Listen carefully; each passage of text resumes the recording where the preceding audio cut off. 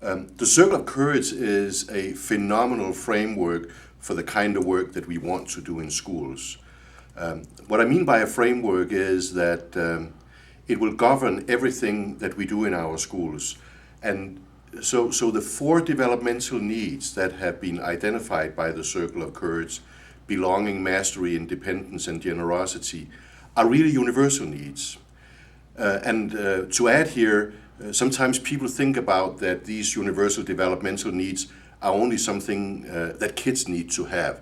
But actually, it is something that all of us need throughout our lives. If there's a transition in our lives, if we move to a new location, if we get to a new place of employment, we have exactly the same needs in order for us to become successful. So the first thing that we need to do is that we need to begin to make connections with people. And then we begin to, it's a new job we are in, we begin to speculate about, geez, these people hired me because I'm skilled and because I have a skill set. And I come into the new environment and I really realize that they don't do things here the way that I was used to. So I have to develop and adjust my mastery, align it with the way that things are happening here. And once I have gotten that kind of alignment in my workplace, then I begin to be able to feel that I really am autonomous. I can act on my own. I can do things. I don't need to ask for help. And when I really experience that, I also know that I can be generous and I can begin to help others in the environment. So it is something that we need, but it's also some things that kids need. It is really a universal youth development approach. When it was developed in 1988 by Larry Brentrow, Martin Brokenleg, and Steve Van Bogeren, it was really a combination of looking at traditional Lakota child-rearing practices and infusing those kinds of practices with Western psychology. For instance, the whole notion about self-esteem theory developed by Cooper Smith was totally aligned in terms of identifying four universal needs. Since that time, the evidence for the Circle of Courage has been expanded across the board. So today, it is no longer just kind of a great idea. Today, these four universal developmental needs are documented by science from a cross-section of research traditions. So let me just mention a few of them. Some of the most research that has been done in the resiliency area was done by Emmy Werner, who studied in the island of Kauai and studied a group of high-risk young people, and they have done phenomenal longitudinal studies and were looking at a group of kids who were at high risk and what happened to them over in the long run. And surprisingly, they found that between 2/3 and 3/4 of these children bounced back from adversity. And surprisingly, maybe or maybe not, what these young people had in common was that there were four protective factors in their environment. Number one, there was a significant adult in their lives who cared about them. And while the Emmy Werner does not use the term, many of you can be able to reflect back on Yuri Brunfenbrenner's term that every child needs at least one adult who is unconditionally crazy about him and her. And that was exactly what Emmy Werner found in that study.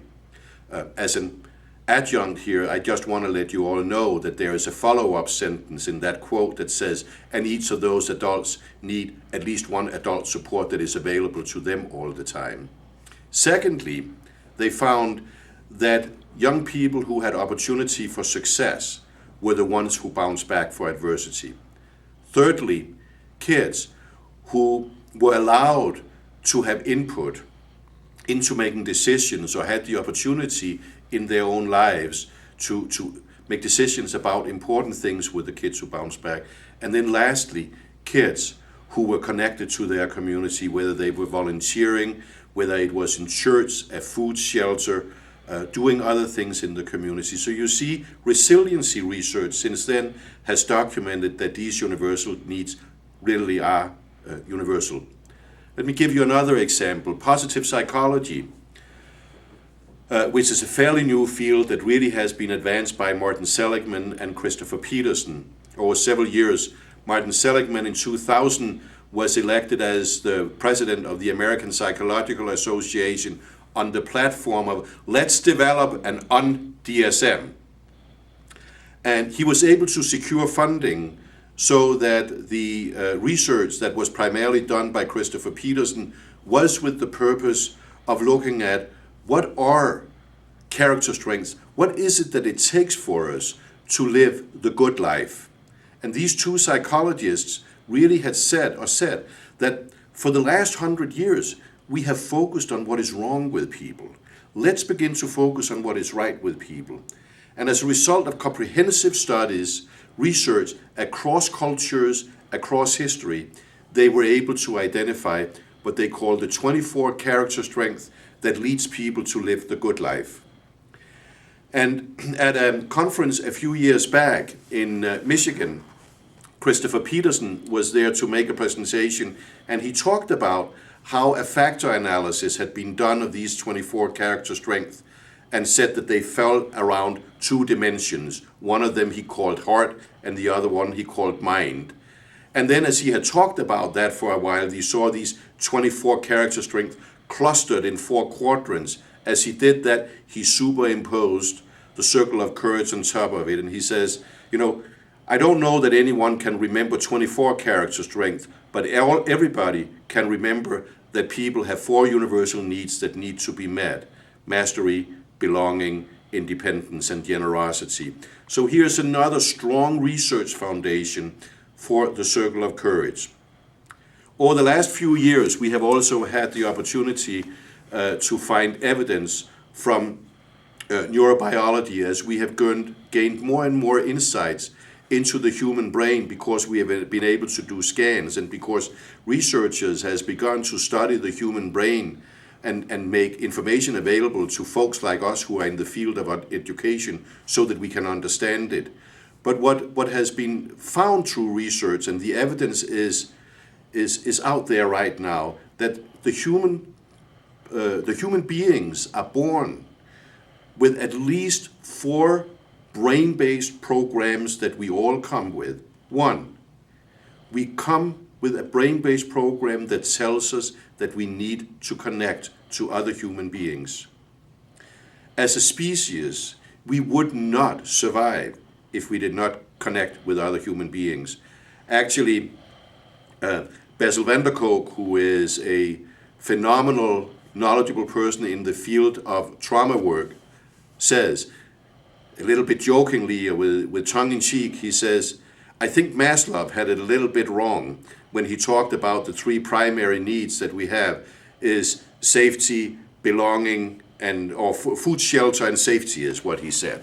He said, because really, it takes a significant adult to be able to provide these 3 essential needs that we have. So 1, there's a brain-based program for us, we need belonging. Secondly, as a human species, we have a brain-based program where we really want to discover, we want to learn, we want to conquer the environment about us.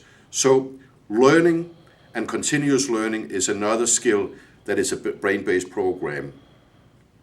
Thirdly, we know that this sense of autonomy is there. For any of you who have had a baby, you just know that whenever they get to a certain phase and you have been feeding them, at one point they begin to push us away because now I want to be in control. And it continues to happen throughout life. It's the same thing as when they begin to want to walk around. I mean, they want to be on their own. And later in life, they kind of begin to say all kinds of things to parents that we don't like to hear because they want now to begin to find out about their own identity and they want to find out who they are as human beings. So there's this constant struggle for or pursuit for us to find autonomy, to find where it is that I can make independent decisions. And it's important to understand that this notion about independence is not about me being the lone rider and me making all the independent decisions. The journey is about learning to make independent decisions in context of the communities in which we live. So it is really as much about interdependence as it is about independence. And lastly, we know that children are born with the innate interest and motivation to help others. There's an enormous amount of interest that altruism is a brain-based program that kids come into this world with. And if we continue to nurture and support it over years, they will continue to want to give back to their communities. So the way that I like to frame the work that we do with young people is in terms of that what we really want to accomplish by using the framework and supporting these 4 developmental needs that I hope that I have shed some light on are really an evidence base that exists across many traditions. What we really want to accomplish with young people as we work with them is that we would like for them to become self-sufficient, contributing members of our communities who live the good life.